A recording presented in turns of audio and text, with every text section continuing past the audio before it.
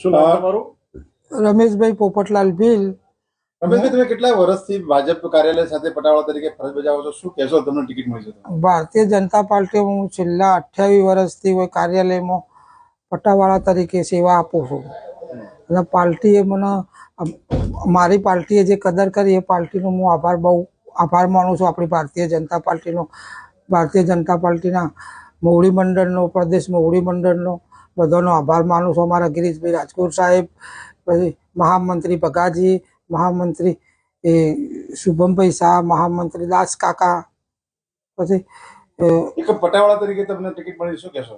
પટાવાળા તરીકે મને ટિકિટ મળી એમાં મને પાર્ટીએ મારું બહુ સન્માન કર્યું, ગણાય મારી બહુ ગણના કરી ગણાય. કેવા દિવસો જોયા છે શરૂઆતથી લઈને અત્યાર સુધી આ પાર્ટીના કાર્યાલયના? આ કાર્યાલયના અંદર હું નોકરી આવ્યો ત્યારે અમારું નાનું કાર્યાલય હતું. એ વખત મારા પગારે ઓછા, પગાર હું નતા જોતા. અમે તો ખાલી મેં 500 રૂપિયા પગાર થયા પાર્ટીમાં, ઓફિસમાં નોકરી કરતો હું. ધીરે ધીરે વધુ ને અત્યારે 10,000. પાર્ટીના અંદર દિલથી કામ કર્યું આપણે. કોઈ કાર્યકર અંગત હજી સુધી કોઈ એવો ઓળ બનાવો કે એવું કશું નહીં.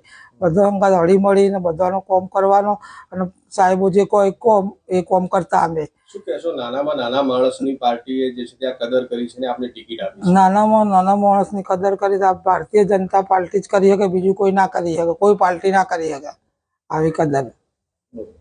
બીજું કોઈ તમારા પરિવારમાં કોઈ રાજકીય? મારી મિસિસને ટિકિટ આપેલી કેટલો સમય છે? કોના પહેલાની ટર્મમાં, વોર્ડ નંબર 10માં જીતેલા એસટી સીટ ઉપર જ, અમારી સીટ ઉપર જ. અને કોંગ્રેસના ગઢમાં ગાબડું પાડી અને આખી પેનલ લઈને નીકળેલા. આ વખતે શું આશા રાખો? આ વખતે એવી જ આશા અમારે કે અમે આખી પેનલ નીકળે અમારી, એક પણ માણસ અમારો હાર નહીં, બધા જીતીએ જ અમે. પટાવાળાથી લઈને કોર્પોરેટર સુધીની સફર ભાજપમાં નાના કાર્યકર મારો સફર સારી જ રહી. કોઈના અંગત કશું કોઈ અળ બનાવે એવું કશું નહીં. બધા સાહેબો, બધા હોદ્દેદારો બધા અમારા સારા જ હોય છે.